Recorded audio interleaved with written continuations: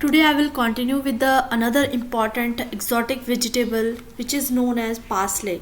Parsley को हिंदी में हम अजवाइन के नाम से भी जानते हैं, जो कि इसका सीड्स रहते हैं और जिसे बिशप्स वीड प्लांट भी कहा जाता है। जबकि कुछ रीजन्स हैं इंडिया के जहाँ पे इसे जरपत्री के नाम से भी जाना जाता है और अजमोद या फिर अजमोद का पत्ता, जेफला, जरपत्री, इन सब नामों से पार्सले को जाना जाता है। तो पार्सले जो है जनरली पेट्रोसेलिनम क्रिस्पम के नाम से जाना जाता है, जो कि इसका बोटेनिकल नेम है। इसकी फैमिली एपिएसी है। Then about the chromosome number है 2n=22 और ओरिजिन है सार्दिनिया। जैसे कि सदर्न यूरोप में इस क्रॉप को सबसे पहले ग्रो किया गया था एंड देन इसको डिस्ट्रीब्यूट किया गया अनदर कंट्रीज़ में। Thereafter about the introduction, parsley जो है एक ड्राइड एरोमेटिक लीफ है या फिर आप इसे एक हर्ब भी कह सकते हैं, वर्सेटाइल हर्ब कह सकते हैं, जिसकी जो लीव्स रहती हैं वो कर्ली लीव्स होती हैं और ब्राइट ग्रीन कलर की लीव्स रहती हैं। थोड़ा ट्रायंगुलर शेप्स में है लीव्स, जैसे कि आप इन लीव्स को देख सकते हैं पार्सले की। और अगर इनका टेस्ट किया जाए तो ये क्रिस्पी टेक्सचर्स की रहती हैं। अबाउट द स्टेम, जिसे कि आप स्टॉक भी कहते हैं, सिलेंड्रिकल शेप की है, ग्रीन कलर की रहती हैं और slightly woody at the base से थोड़ा सा वुडी नेचर होता है इस तरह की स्टेम्स का, जिन्हें हम स्टॉक्स कहते हैं। पार्सले की हाइट जो है लगभग 1 से 3 फीट की रहती है, यानी कि जो प्लांट है पार्सले का वो लगभग 30 से 90 सेंटीमीटर का हो सकता है। तो कमर्शियली हम कौन से पार्ट्स को यूज़ करते हैं इस तरह की एग्जॉटिक वेजिटेबल के, वो है leaf stalk, petioles and seeds. Thereafter 2 main तरह के हॉर्टिकल्चरल पार्सले रहते हैं। सबसे पहला जो है वो लीफी टाइप्स है और दूसरा जो कि टर्निप की रूट्स की तरह है, जिसे रूट टाइप कहा जाता है। तो पार्सले में टैप रूट सिस्टम होता है, जनरली स्मॉल और फाइब्रस रूट्स भी रह सकती हैं। देन अबाउट द ओरिजिन, इस एक्सोटिक वेजिटेबल को सार्दिनिया से डिस्ट्रीब्यूट किया गया था अनदर कंट्रीज़ में और इसकी जो कल्टीवेशन है वो मेडिटेरेनियन रीजन में हुई है और यूएसए में। Then about the distribution, it was distributed and grown in another countries like Mexico, Dominican Republic, Canada, West Germany, Haiti, France, Hungary, Belgium, Italy, Spain और यूगोस्लाविया। इंडिया में generally इसकी cultivation higher altitudes में की जाती है। तो इस तरह से ये क्रॉप ओरिजिन हुई सार्दिनिया से और डिस्ट्रीब्यूट की गई बहुत सारी अनदर कंट्रीज़ में। अबाउट द टेक्सोनॉमिक डिस्क्रिप्शन कि किस किंगडम से बिलोंग करता है प्लांटे, डिवीज़न है angiosperms, order Apiales, family Apiaceae, then genus Petroselinum, species is crispum. So about the nutritive value of parsley, parsley में विटामिन ए, विटामिन सी और vitamin K का content ज़्यादा पाया जाता है as compare to other vitamins. और ये इस तरह की हर्ब है जो कि मिनरल्स का बहुत ही अच्छा सोर्स है, specifically potassium, magnesium, iron, calcium. Then about the antioxidants parsley में सबसे ज़्यादा फ्लेवोनॉइड्स और कैरोटीनॉइड्स पाए जाते हैं। सो यहाँ पे देख सकते हैं कि जो आयरन का कंटेंट है 6.2 mg है पर 100 gram and vitamin C 133 mg पर 100 ग्राम, यानी कि सारी की सारे मिनरल्स और विटामिन्स इसमें पाए जाते हैं, जैसे कि calcium, iron, magnesium, manganese, phosphorus, potassium, sodium और जिंक। बट सबसे ज़्यादा आयरन का कंटेंट रहता है मिनरल्स में और विटामिन्स में thiamine, riboflavin, niacin, pantothenic acid, vitamin B6, folates, vitamin C, vitamin E and vitamin K. But सबसे ज़्यादा विटामिन्स में विटामिन सी का कंटेंट मैक्सिमम है पार्सले में। Then about the uses, parsley का जो यूज़ है वो एज ए गार्निशिंग पर्पस के लिए किया जाता है, स्पेसिफिकली सूप्स में, सैलड्स और अदर डिशेस में। Then it can be used as a fresh herb, यानी कि इसे हम सैलड, सॉसेज और मैरिनेड्स में भी यूज़ कर सकते हैं। देन अबाउट द रूट्स, जो पार्सले की रूट्स हैं उसे हम वेजिटेबल में एज अ सूप भी यूज़ कर सकते हैं। Then the last one use is cooking. So parsley को हम किसी भी फूड में फ्लेवर ऐड करने के लिए यूज़ कर सकते हैं। देन जो ड्राइड लीव्स और रूट्स रहती हैं पार्सले की, जैसे मैंने बताया कि ये एरोमेटिक प्लांट है तो उसे हम एज अ कॉन्डिमेंट भी यूज़ कर सकते हैं। देन हर्ब है, एक एरोमेटिक हर्ब होने के बजाय इसमें डायूरेटिक प्रॉपर्टीज़, कार्बोनेटिव प्रॉपर्टीज़ और एंटीपायरेटिक प्रॉपर्टीज़ पाई जाती हैं। सो डायूरेटिक प्रॉपर्टीज़ का मतलब है कि ये फ्लूइड का बैलेंस मेंटेन करता है, यानी कि हमारी जो बॉडी है, बॉडी से एक्सेस फ्लूइड को रिमूव करता है और यूरिनेशन की यानी कि यूरिन की प्रोडक्शन को इंक्रीज़ करता है।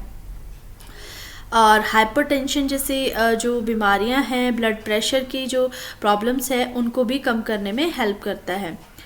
देन डायरेटिक प्रॉपर्टी है इसकी कि बॉडी में जो किडनी की डिजीज़ेज़ हैं उनके सिम्टम्स को इनिशियल स्टेजेस पे ही डिटेक्ट कर सकता है और उन्हें कम करने में भी हेल्प करता है।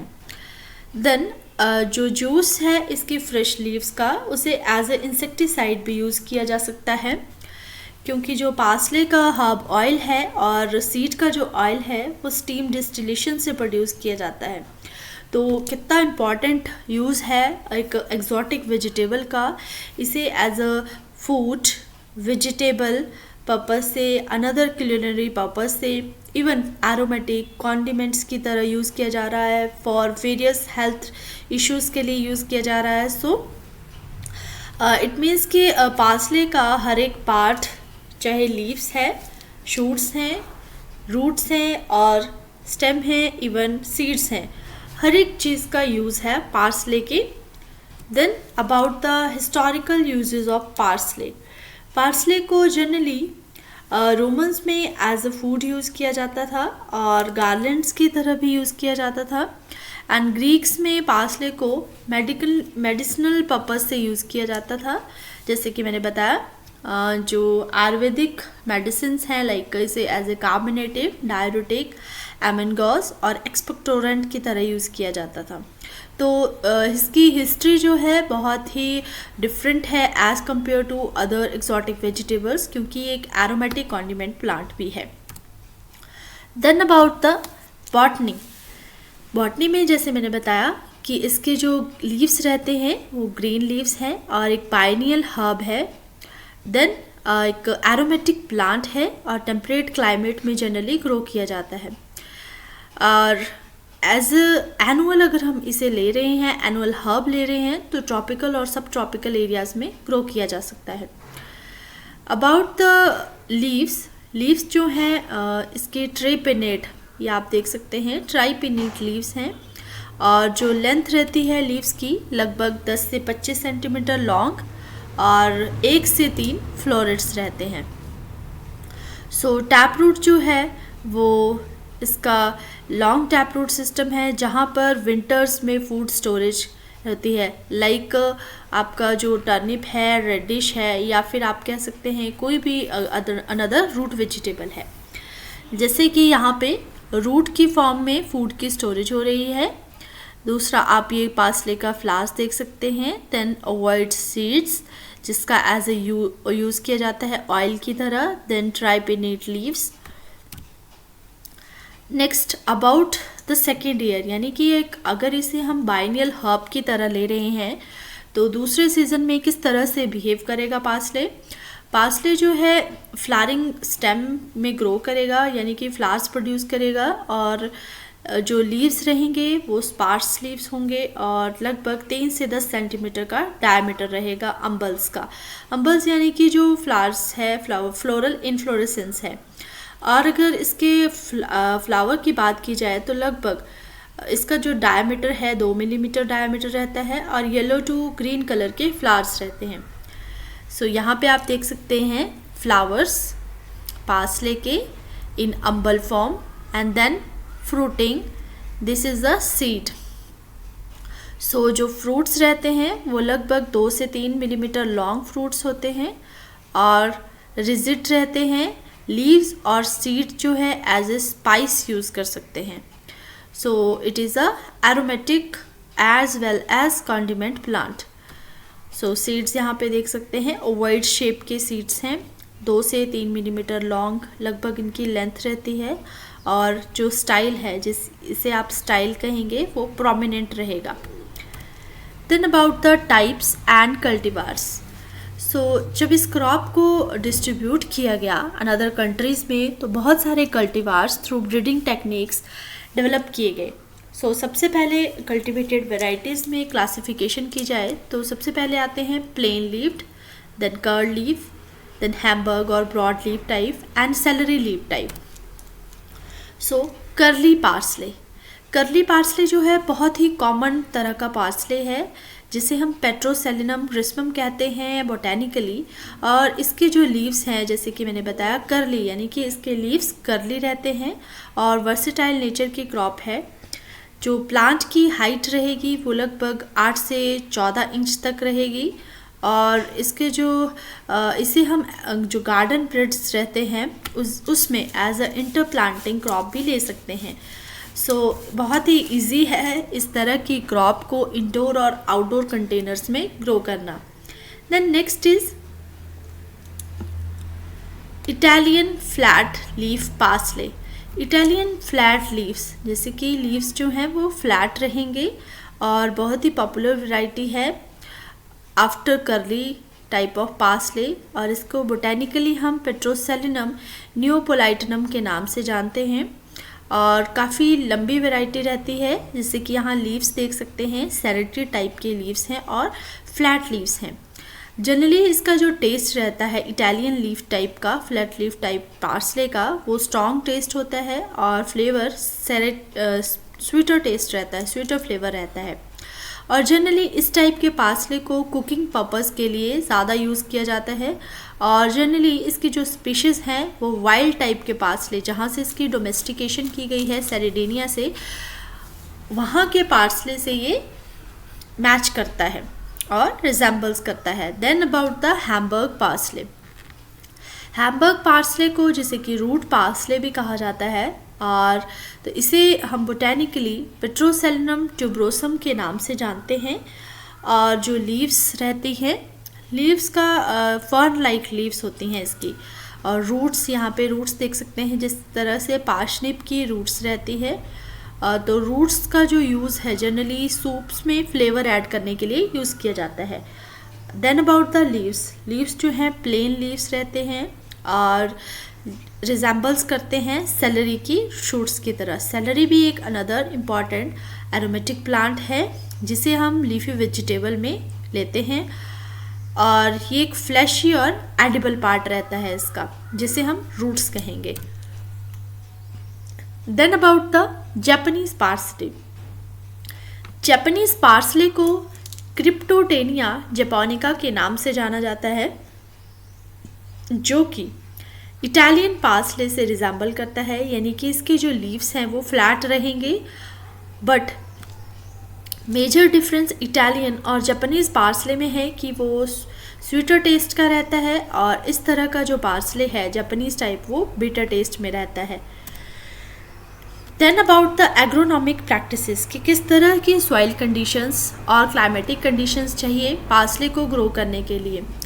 तो जैसे कि मैंने बताया कि एक टेम्परेट रीजन की क्रॉप है, यानी कि कूल सीजन ही फेवरेबल है इस क्रॉप को ग्रो करने के लिए।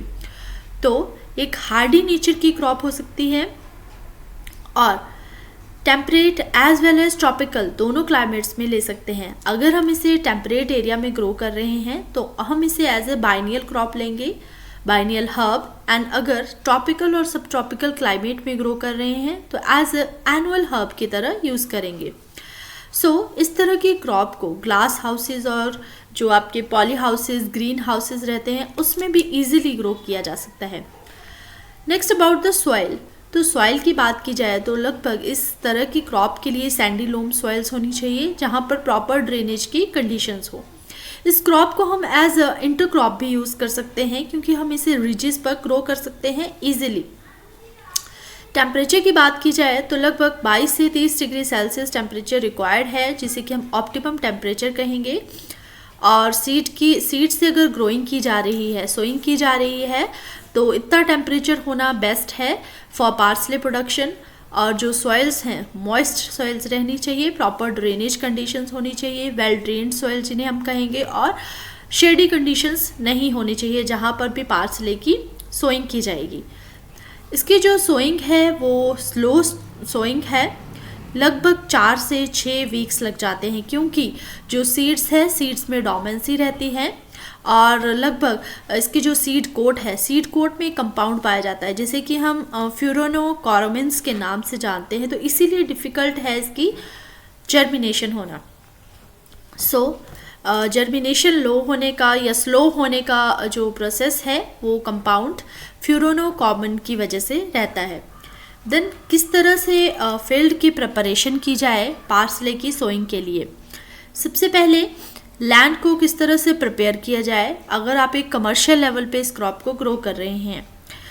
सॉइल को प्रॉपरली फाइन टिल तक प्रिपेयर किया जाए, डिस्क प्लोइंग की जाए और 1 से 2 बार हैरोइंग जो है नेसेसरी है फील्ड प्रिपरेशन के दौरान। देन अबाउट द प्रोपगेशन के लिए सीड्स का ही जनरली यूज़ किया जाता है और सीड रेट 250 से 300 ग्राम रहता है अगर हम सीड्स के थ्रू इस क्रॉप को ग्रो कर रहे हैं। सीड की रिक्वायरमेंट डिपेंड करती है एरिया वाइज, यानी कि ट्रॉपिकल और सब ट्रॉपिकल पार्ट में इसकी रिक्वायरमेंट सीड की जो सोइंग है वो अलग टाइम पे रहेगी और इवन जो रिक्वायरमेंट है सीड की वो भी डिफ़र करेगी। एंड जो टेम्परेट एरियाज़ है, हायर हिल्स हैं, वहाँ पर हम इसकी सोइंग फरवरी में करेंगे और मिड हिल्स में मार्च में की जाएगी। तो कितना ज़्यादा वेरिएशंस है टेम्परेचर को लेके। और जो प्लेन्स है, प्लेन्स में सोइंग अगस्त से अक्टूबर तक रहेगी ताकि जो टेम्परेचर है वो आपका 22 से 30 डिग्री सेल्सियस तक टेम्परेचर मेंटेन रहे जर्मिनेशन के लिए। देन सीड्स का जैसे मैंने बताया कि लगभग 4 से 6 वीक भी लग जाते हैं सीड्स की जर्मिनेशन के लिए और इवन 3 से 4 वीक्स भी लग सकते हैं। Next about the seed treatment. जैसे कि सीड में काउमेरिन नाम का एक कंपाउंड पाया जाता है सीड कोट में जो कि इसकी जर्मिनेशन को इनहिबिट करता है। तो इसके लिए सीड का ट्रीटमेंट, जिसे हम सीड प्राइमिंग भी कह सकते हैं, वो इम्पॉर्टेंट है। सीड प्राइमिंग जो है जनरली पैग यानी कि पॉलीइथिलीन ग्लाइकोल के इससे की जाती है, जिसे कि हम 0.5 एम की कंसंट्रेशन में यूज़ करेंगे अर्ली स्टेजेस में। देन 2 मंथ्स की ओल्ड सीडलिंग जो कि ट्रांसप्लांटिंग के लिए रेडी रहेंगी, वहाँ पर जो सीडलिंग को हम ट्रांसप्लांट करेंगे। देन ट्रांसप्लांटिंग के टाइम जो हम एक डिस्टेंस, जिसे कि हम प्लांटिंग डिस्टेंस से स्पेसिंग कहते हैं, वो लगभग 60 से 45 सेंटीमीटर तक रहनी चाहिए, मतलब 60 by 45 centimetre. 60 centimetre plant to plant and 45 centimetre row to row spacing important है। देन नेक्स्ट आता है कि मैन्योरिंग और फर्टिलाइजेशन, यानी कि ये इस तरह की क्रॉप है जो कि एक एरोमेटिक प्लांट है, एनुअल हर्ब है और लीव्स का ज़्यादातर यूज़ किया जाता है। तो मैन्योरिंग और फर्टिलाइज़र्स का बहुत इंपॉर्टेंट रोल है। FIM की बात की जाए, फार्म यार्ड मैन्योर, तो उसके लिए FIM 15 टन पर hectare, nitrogen 65 kg, phosphorus 40 kg and potassium 25 kg। Nitrogen को हम जनरली स्प्लिट डोजेज में यूज़ करेंगे for better produce. Then about the weed control. Weed control एक बहुत ही इमेंस प्रॉब्लम रहती है पार्सले की क्रॉप में, क्योंकि वीड्स जो हैं जनरली रिजेंबल करते हैं पार्सले से। तो क्लीन कल्टीवेशन और शैलो कल्टीवेशन रिकमेंड की जाती है पार्सले की, पर्टिकुलरली इस तरह के एरियाज़ में जहाँ पर कमर्शियल लेवल पे कल्टीवेशन की जा रही है। होइंग और हैंड वीडिंग भी इम्पॉर्टेंट है, क्योंकि क्रॉप जो है अगर उसे डिस्टर्ब नहीं करना है तो होइंग और हैंड वीडिंग इम्पॉर्टेंट रहता है। देन आप जो वीड्स हैं जिन्हें कि हम खरपतवार कहते हैं, उन्हें हैंड से भी पुल आउट कर सकते हैं और लगभग इस क्रॉप के लिए अगर प्रॉपरली हम 2 से 3 इंच की मल्च का यूज़ कर रहे हैं या ग्रास क्लिपिंग्स का यूज़ कर रहे हैं मॉइस्चर को कंट्रोल करने के लिए और रिटेन करने के लिए और फिर वीड्स को कंट्रोल करने के लिए, तो इम्पॉर्टेंट रहेगा इस तरह के क्रॉप में मल्चिंग का करना। देन अबाउट इरिगेशन, इरिगेशन की बात की जाए तो प्रॉपरली वेल ड्रेन्ड सॉइल्स रहनी चाहिए इरिगेशन के लिए, और इरिगेशन जो है लगभग 7 से 10 दिन के इंटरवल्स पे की जानी चाहिए। डिपेंड करेगा कि वेदर और मॉइस्चर की कंडीशंस कितनी हैं। देन जनरली हम ड्रिप इरिगेशन या फिर ओवरहेड वाटरिंग का यूज़ करेंगे, क्योंकि हम स्पेसिफिकली फंगल डिजीज़ को अगर अवॉइड करना है तो ओवरहेड वाटरिंग जो है बेस्ट रहेगी। देन डिपेंड करता है कि वेदर कौन सा है। अगर हम क्रॉप को समर सीज़न में ले रहे हैं तो जो टेम्परेचर रहेगा वो ज़्यादा होगा, यानी कि तो फ्रिक्वेंट वाटरिंग की नेसेसिटी होगी इस तरह की क्रॉप को ग्रो करने के लिए। Then next about the harvesting, harvesting के लिए कितना सेंटीमीटर लेंथ होनी चाहिए प्लांट की, जो कि लगभग 6 इंच टॉल रहना चाहिए, तभी इसकी मार्केट वैल्यू सही रहेगी। और एक पार्सले जो है जब लीफी स्टेम्स प्रोड्यूस करना और अदर 2 to 3 ब्रांचेस प्रोड्यूस करना स्टार्ट कर देगा, तब हम उसे रिमूव करेंगे और सेलेक्ट करेंगे जनरली लोअर स्टेम से, जैसे कि यहाँ पे देख सकते हैं कि लोअर स्टेम से इसकी कटिंग्स को इनिशिएट किया जा रहा है। देन प्रूनिंग भी पार्सले में इम्पॉर्टेंट रहता है अगर इसे गार्निशिंग या सोप्स में यूज़ करना है। लगभग पार्सले के जो प्लांट है अगर इन ओवरऑल बात की जाए तो 70 से 90 दिनों के अंतर में हम इसे हार्वेस्ट कर सकते हैं। जितने भी हार्वेस्टेड लीव्स हैं उन्हें एक बंडल की फॉर्म में हम पैक करेंगे, और मार्केट में जनरली इस तरह के पार्सले की ज़्यादा वैल्यू रहती है। जब हम इन्हें पैकिंग करेंगे प्रॉपर बास्केट्स में और मार्केट में सेंड करेंगे, तो इस क्रॉप को अगर हमने लॉन्ग टर्म तक स्टोर करना है तो हीटिंग को अवॉइड करना है, और जो आपके ये आइस ब्लॉक्स रहते हैं, आइस ब्लॉक्स में भी हम इजीली इस क्रॉप को एक लंबे टाइम तक स्टोर कर सकते हैं for the purpose of transport. Secondly, अगर हम इसे कोल्ड स्टोरेज में, जैसे कि हम आइस ब्लॉक्स में स्टोर कर रहे हैं, तो ड्यूरिंग द ट्रांसपोर्ट के टाइम एक प्रॉब्लम रहती है, तो वो अवॉइड होगी, यानी कि हीट लॉस नहीं होगी, मॉइस्चर मेंटेन रहेगा क्रॉप का। सो फ्रेशनेस रहेगी इस तरह की क्रॉप में जब हम इसे ट्रांसपोर्ट करेंगे लॉन्ग डिस्टेंसेस पे। देन ईल्ड, नेक्स्ट आता है कि ईल्ड कितनी है इस क्रॉप की पर हेक्टेयर, तो लगभग 13 टन पर हेक्टेयर। एक क्लासिकल मेथड से अगर हम इस क्रॉप को ले रहे हैं तो एवरेज ईल्ड रहेगी। अगर हम रिजेस में ग्रोइंग कर रहे हैं तो 23.5 टन तक इस क्रॉप को लिया जा सकता है। डिपेंड करता है कि कौन सा कल्टीवार है और सीज़न कौन सा है कल्टीवेशन का, एग्रोक्लाइमेटिक कंडीशंस क्या है, तो उसके बेस पे भी ईल्ड जो है डिपेंड रहती है। देन नेक्स्ट आता है पोस्ट हार्वेस्ट मैनेजमेंट। तो इसे इस तरह के जब हम इन्हें बंडल्स में ब्रेक करके इनको स्टोर करेंगे तो जिप लॉक बैग्स रहते हैं जिसमें कि हम रेफ्रिजरेटेड स्टोरेज में इन बैग्स को स्टोर कर सकते हैं लगभग 2 वीक्स के लिए। नॉर्मली वेयर हाउसेज में, जहाँ पर मैंने बताया फोर्स्ड एयर कूलिंग या फिर आइस बॉक्स का यूज़ कर सकते हैं ऑप्टिमम टेम्परेचर को मेंटेन करने के लिए।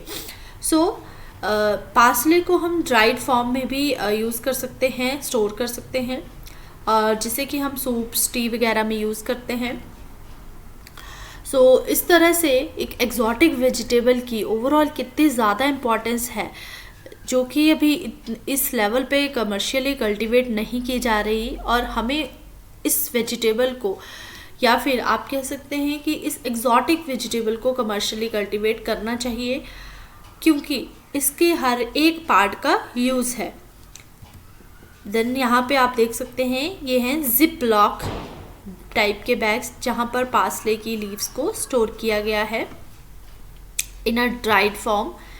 देन नेक्स्ट आता है कि इस क्रॉप में इंसेक्ट पेस्ट की प्रॉब्लम रहती है। सो सबसे पहला इंसेक्ट है आर्मी वॉर्म। सो आर्मी वॉर्म की बात की जाए तो आर्मी वॉर्म जो है ग्रीन ब्राउन कलर का कैटरपिलर है। यहाँ पे आप देख सकते हैं स्ट्राइप्स इसकी बॉडी में, और इसकी जो लेंथ रहती है लगभग 1 से 2 इंच रहती है कैटरपिलर की। और कैटरपिलर बहुत दिनों तक सॉइल में सरवाइव कर सकता है। जैसे ही पार्सले का प्लांट ग्रोन करने लगेगा सॉइल में, उसके बेस से ही फीड करना स्टार्ट कर देगा। किस तरह से आर्मी वॉर्म से मैनेजमेंट की जाए, तो सबसे पहले लेडी बग्स, वॉस्प, स्पाइडर्स और बहुत सारे पैरासिटिक ऑर्गेनिजम्स रहते हैं जो कि आर्मी वॉर्म के ऊपर फीड कर सकते हैं। तो इस तरह की पॉपुलेशंस को अगर क्रॉप में ज़्यादा से ज़्यादा इंट्रोड्यूस किया जाए तो बेस्ट वे है इसे एलिमिनेट करने का, क्योंकि इसका जो कैटरपिलर है वो सॉइल में सर्वाइव करता है। देन नेक्स्ट आता है पार्सले वॉर्म। पार्सले वॉर्म जो है जनरली रिजेंबल करता है पार्सले की तरह, तो इसको ये आप बहुत प्रोमिनेंट वे से देख सकते हैं कि किसे इसकी जो स्ट्राइप्स हैं वो रिजेंबल कर रही है पार्सले के लीव से, कलर रिजेंबल कर रहा है, और एक बटरफ्लाई बनती है इसकी बाद में जैसे ही ये फीड करेगा पार्सले की क्रॉप पे। देन नेक्स्ट आता है आर्मी कटवॉर्म। कटवॉर्म के नाम से क्लियर है कि ये जो स्टेम्स है या शूट्स हैं उन्हें ही कट कर देगा सॉइल सरफेस से, जिसकी वजह से क्रॉप में एक हैवी लॉस हो सकता है। देन ओल्ड प्लास्टिक के कंटेनर्स जैसे कि क्रेट्स वगैरह रहती हैं, नॉन पेनिट्रेबल बैरियर्स हो सकते हैं प्रोटेक्शन के लिए अगेंस्ट द कटवॉर्म्स। नेक्स्ट आता है कैरेट रूट फ्लाई। तो जो फीमेल्स रहती हैं रूट फ्लाई की, वो एग्स की लेइंग करेंगी और एग्स जो है हैच करेंगे। हैच करने के बाद फीड करेंगे लीव्स के ऊपर। तो ऑर्गेनिक ट्रीटमेंट जिसे कि हम हाइड्रोजन परऑक्साइड कहते हैं, उससे हम इस क्रॉप को सेव कर सकते हैं, particularly from carrot root fly. तो लगभग जो हाइड्रोजन परऑक्साइड है उसे हफ्ते में 2 बार स्प्रे करेंगे।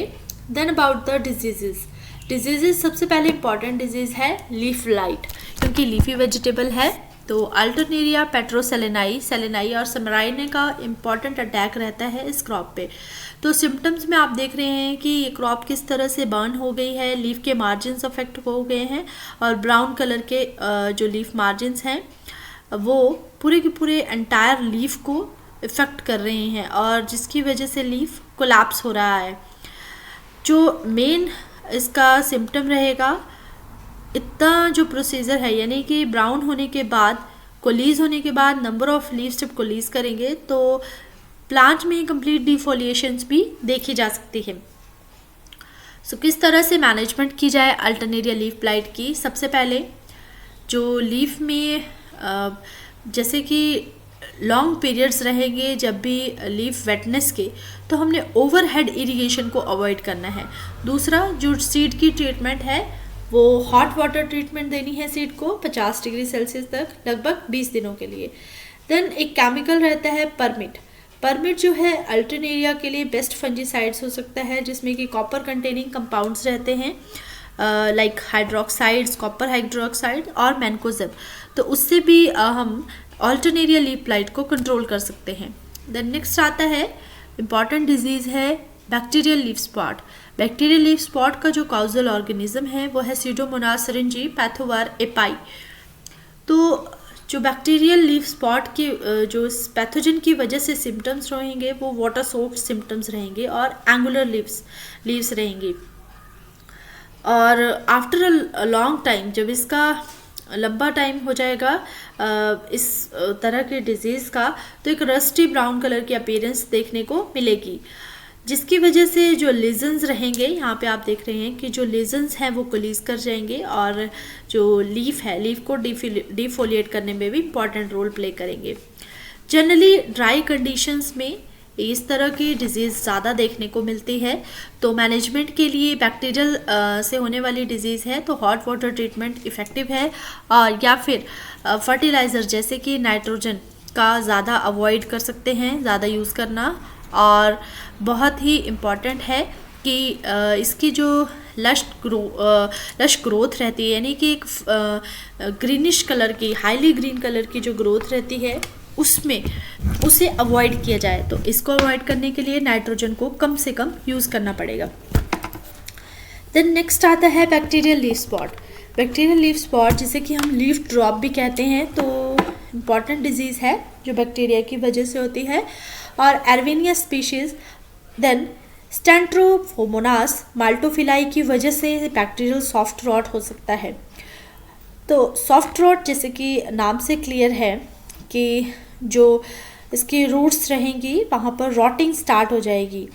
देन जितनी भी कैनोपी है लीफ की वो इफ़ेक्ट होगी, कोलैप्स हो जाएगी और लीव्स में ब्लीचिंग स्टार्ट हो जाएगी, यानी कि फेडिंग हो जाएगी लीव्स की, जो कि मार्केट में अच्छा प्राइस नहीं गेन कर पाएगा।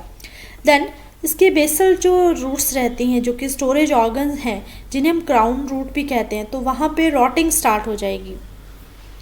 जब हम इसके रूट का क्रॉस सेक्शन करके देखेंगे तो यहाँ पर एक बैक्टीरियल ऊज दिखेगा बैक्टीरियल सॉफ्ट रॉट की वजह से। सो मैनेजमेंट कैसे की जा सकती है? ज़्यादा से ज़्यादा मॉइस्चर को अवॉइड किया जाए और जितना मैकेनिकल डैमेज हो सकता है, यानी कि जब हम वीडिंग और होइंग कर रहे हैं तो उस टाइम पे अगर रूट्स को डैमेज हो रहा है तब इस डिज़ीज़ के आने के ज़्यादा चांसेस रहते हैं। देन नेक्स्ट आती है डाउनी मिल्ड्यू। डाउनी मिल्ड्यू जो है प्लाज्मोपेरा पेट्रोसेलेनाई की वजह से होता है।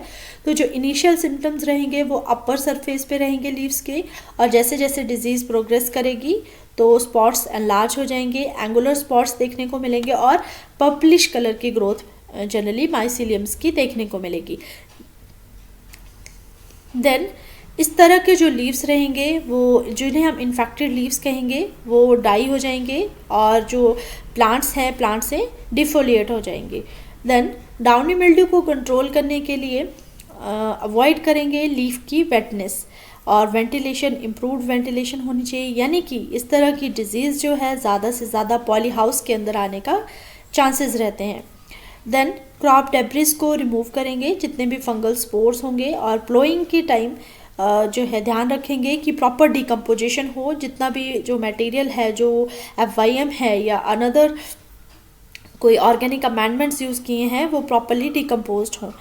देन इम्पॉर्टेंट है डिसऑर्डर। सबसे ज़्यादा बोल्टिंग इस क्रॉप में देखने को मिलती है। बोल्टिंग की वजह से क्या होता है कि जो लीव्स हैं, लीव्स जो हैं ज़्यादा प्राइस गेन करते हैं मार्केट में as compare to leaf stock या फ्लावरल स्टॉक। तो इस क्रॉप में बोल्टिंग की वजह से जब टेम्परेचर की वेरिएशंस होंगी, यानी कि कोल्ड कंडीशंस होंगी, तो फ्लावरिंग स्टेम का बनना स्टार्ट हो जाएगा, जो कि डिज़ायरेबल नहीं है। तो इसकी वजह से श्रिंकेज, टफनेस या फ्लेवर इसका चेंज हो जाएगा, पिथीनेस आ जाएगी रूट्स में और सॉफ्ट रॉट भी हो सकता है। सो वार्मर कंडीशंस में ये डिज़ीज़, ये जो डिसऑर्डर है वो कम रहता है, तो जिसकी वजह से प्री मेच्योर बोल्टिंग को कम किया जा सकता है during the seedling stage. Then next आता है नाइट्रोजन डेफिशिएंसी। तो नाइट्रोजन की डेफिशिएंसी से ओल्डर लीव्स में या फिर पेट्योल्स में येलो कलर के सिम्टम्स देखने को मिलेंगे, जिसकी वजह से स्टंटेड ग्रोथ हो सकती है प्लांट की। सो मेन कारण है नाइट्रोजन डेफिशिएंसी का, यानी कि जब इनसफिशिएंट फर्टिलाइज़र सॉइल्स में हम प्रोवाइड करेंगे तो इस तरह की डिजीज़ या फिर इस तरह के डेफिशिएंसी सिम्टम्स ज़्यादा देखने को मिल सकते हैं क्रॉप में।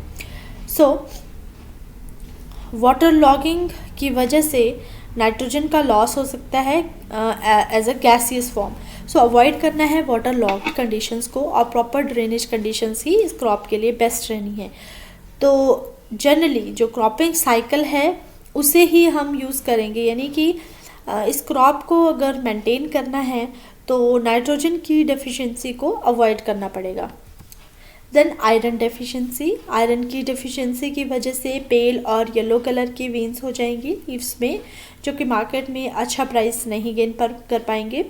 सो pH को मेंटेन करना, वाटर लॉगिंग को और हैवी फर्टिलाइजेशन को अवॉइड करना ही इस क्रॉप के लिए बेहतर रहेगा। या फिर आयरन की डेफिशिएंसी अगर देखने को मिल रही है तो माइक्रो न्यूट्रिएंट्स का भी सप्लाई कर सकते हैं हम। Next seed production. पार्सले की जो सीड है, जो प्लांट है, जनरली हम फर्स्ट ईयर में एज अ सीड पर्पस उस क्रॉप को नहीं लेते हैं। बट जब हम इस क्रॉप को बाइनियल ले रहे हैं तो इट मीन्स कि जो प्लांट्स हैं वो 2 साल तक सर्वाइव करेंगे। तो during the end of the life of that plant flower stock बनेगा जहाँ पर सीड्स की फॉर्मेशन होगी। तो जब भी सीड्स को हार्वेस्ट करना है सीड्स को, तो डार्क सीड्स रहने चाहिए, तभी हम हार्वेस्ट करेंगे। और जो पूरा का पूरा अम्बल है, जो इन्फ्लोरेसेंस है जहाँ पर सीड्स की फॉर्मेशन होगी, उसे हम हार्वेस्ट करेंगे तब तक जब तक कि जो सीड्स हैं वो डार्क ब्राउन कलर के ना हो जाए। अगर हम पहले ही सीड्स को हार्वेस्ट कर रहे हैं तो वो जर्मिनेट प्रॉपर नहीं करेंगे। देन हार्वेस्ट करने का सबसे इम्पॉर्टेंट तरीका है cut off the seed heads, यानी कि जो सीड हेड्स हैं उन्हें स्निप ऑफ कर देंगे directly from the seed head, और पिंचिंग करेंगे उस तरह की स्टेम की विद द थंब, या आप इंडेक्स फिंगर से कर सकते हैं।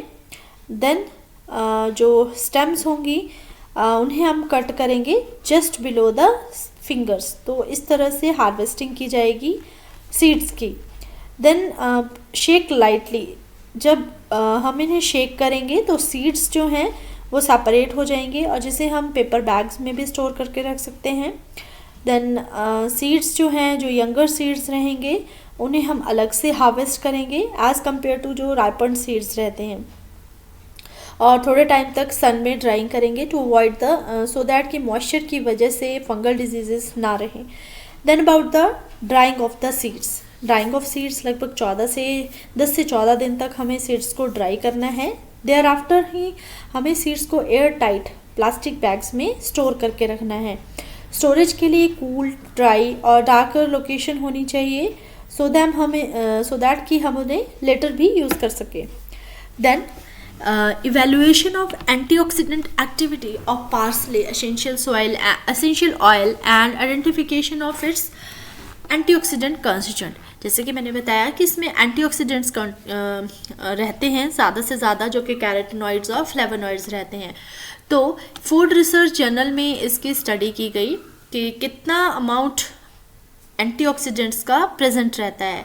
तो वहाँ पर जब स्टडी किया गया तो पेट्रोसेलम क्रिस्पम में उसके ऑयल को एक्सट्रैक्ट किया गया इन विट्रो कंडीशंस में, और बीटा कैरोटीन ब्लीचिंग ऐसे मेथड से देखा गया कि बीटा कैरोटीन का कंटेंट कितना है और अनदर जो एंटीऑक्सीडेंट्स हैं वो कितने कंपाउंड में, कितने अमाउंट में प्रेजेंट रहते हैं। तो माइरिस्टिसिन का नाम का एक डोमिनेंट कंपाउंड है जो कि एंटीऑक्सीडेंट है, पार्सले में सबसे ज़्यादा पाया जाता है और एक मेजर कंट्रीब्यूटर है एंटीऑक्सीडेंट एक्टिविटी का।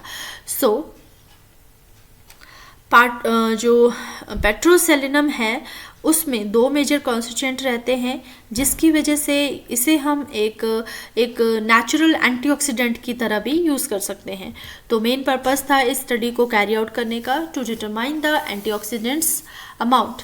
देन पेस्ट मैनेजमेंट साइंस में निमेटिसाइडल एक्टिविटी की गई फ्यूरोनोकॉमन के ऊपर, तो जिसकी वजह से पार्सले में जो मिलाइडोगेनस स्पीशीज़ यानी कि निमाटोड का अटैक रहता है तो वो कितना इफेक्टिव है। फ्यूरोनोकॉमन्स जो कि जिसे कि मैंने बताया कि किस तरह का केमिकल कंपाउंड है जो कि सीड की कोट में प्रेजेंट रहता है। तो जब इसे एज अ निमेटिसाइड एक्टिविटी की तरह यूज़ किया गया तो मिलाइडोगेना की डिफरेंट स्पीशीज़ को कंट्रोल किया गया बहुत ही ईजीली। यानी कि जो पार्सले है, पार्सले में निमेटिसाइडल एक्टिविटी भी है और इसे हम एक एज अ ऑर्गेनिक अमेंडमेंट भी यूज़ कर सकते हैं to control the nematodes attack. So it is a good source of nematotoxin furanocoumarins. जितना भी पार्सले के बारे में डिस्कशन किया गया वो मेजरली इसके एंटीऑक्सीडेंट एक्टिविटी के ऊपर और देन कितनी इम्पोर्टेंस है इस क्रॉप के हर एक पार्ट की, so उसके ऊपर डिस्कस किया गया। Then about the another properties that is aromatic and condiment plants. एक एग्जॉटिक वेजिटेबल को अगर हम इस तरह के एग्जॉटिक वेजिटेबल को ग्रो कर रहे हैं डे टू डे लाइफ में, तो हम बहुत सारी बीमारियों से भी अपने आप को सेव कर सकते हैं, जैसे कि diabetes, high blood pressure and then diuretic properties रहती हैं। एग्जॉटिक वेजिटेबल्स को कमर्शियल लेवल पे कल्टीवेट करने का मतलब ही यही है कि इन वेजिटेबल्स का ज़्यादा से ज़्यादा यूज़ किया जाए ताकि मार्केट में इसकी जो वैल्यू है कमर्शियली हाई रहे। Thank you everyone.